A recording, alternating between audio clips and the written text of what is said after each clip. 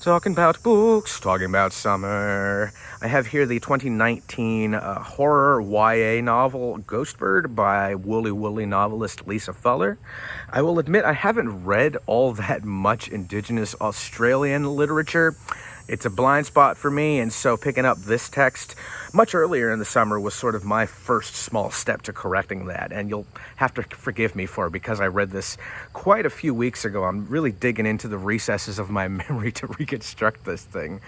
In terms of the resonances of this thing, I remember there being this lingering sense of dread and suspense throughout this book that I really appreciated. And what I realized is that that had a lot to do with the real-world resonance between the missing person plot depicted in this story and the nationwide crisis of missing and murdered Indigenous women, girls, and queer folk that we're experiencing likewise over here on Turtle Island. It seems the problems of Indigenous peoples globally are shatteringly not all that dissimilar.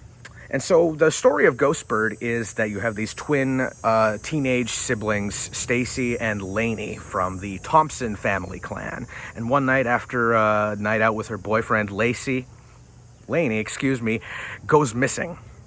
And so while the rest of the Thompson family is out, probing the authorities, looking for Lainey, in the great YA novel tradition, Stacy, our protagonist, takes the mystery upon herself and is dedicated to finding Lainey for herself. And granted, because they're bickering twin teenage siblings, there's a lot of, complicated feeling between the two.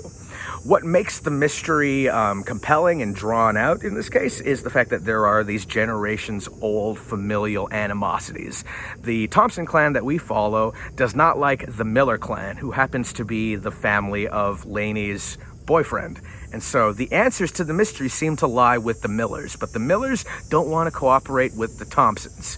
But one of my favorite all-time horror tropes, two of my favorite all-time horror tropes manifest in this text. And one is the psychic connection between kinfolk, and specifically here, it's the psychic connection between Stacy and Lainey. The whole reason that Stacy is able to pick up these little breadcrumbs to find her way towards Lainey is because she experiences Lainey's visions and feelings in her dream state. And the other big horror trope that I love is the reemergence and empowerment of the crazy old grandma.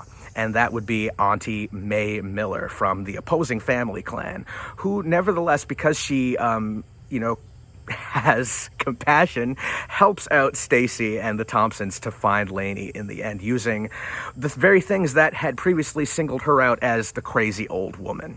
I love that stuff. Check this one out.